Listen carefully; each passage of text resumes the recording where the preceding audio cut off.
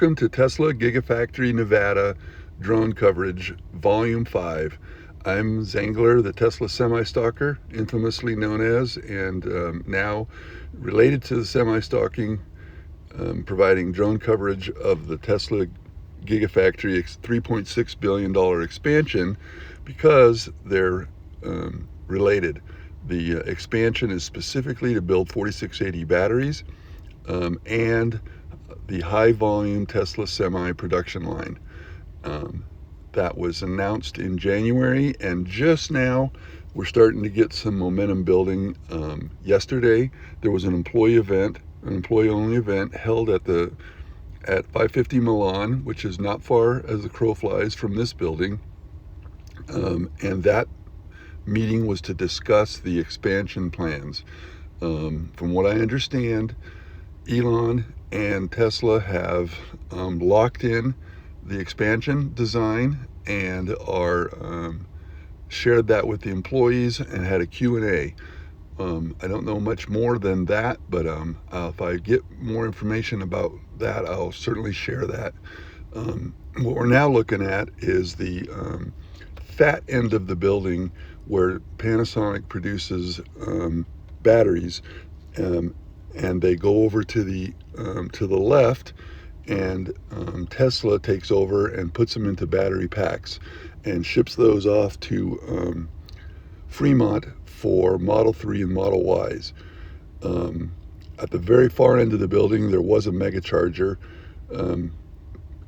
production facility, and that has now completely been emptied and moved over to Lathrop. For 100% of the megacharger production is at Lathrop. One of the things I want to talk about is I'm not sure that this fat end of the building that represents Panasonic is going to be the width of the future expansion. When I look at the drone, when I look at the rendering of the future plant, my sense is that part of the building will also get expanded and be a little bit wider. It looks too long and narrow if you simply fill in that empty spot of the L where the parking lot is that we just flew by.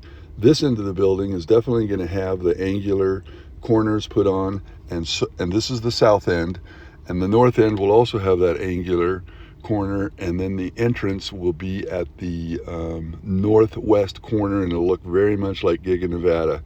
What we're coming up to right now is the 4 megacharger units that Tesla uses for Tesla production and engineering trucks.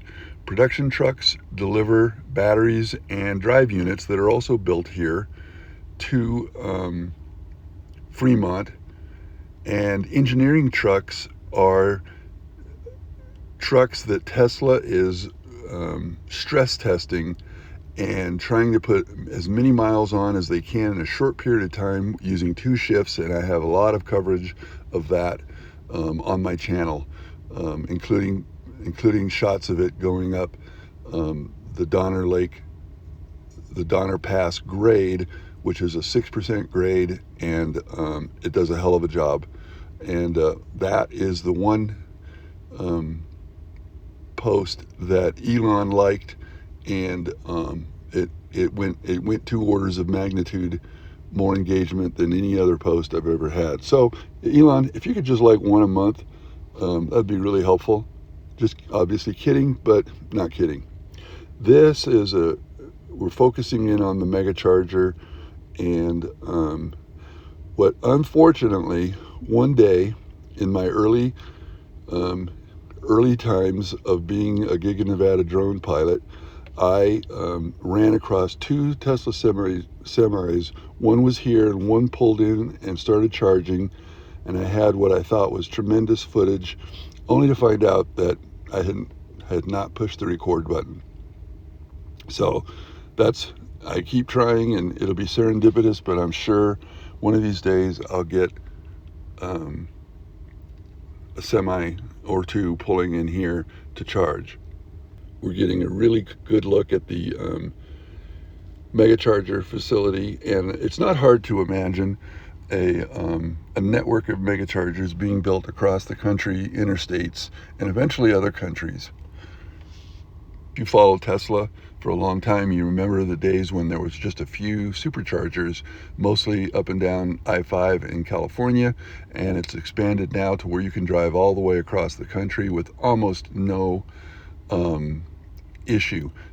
You'd have a hard time finding a place in the country that you couldn't drive to and be supported by the supercharger network.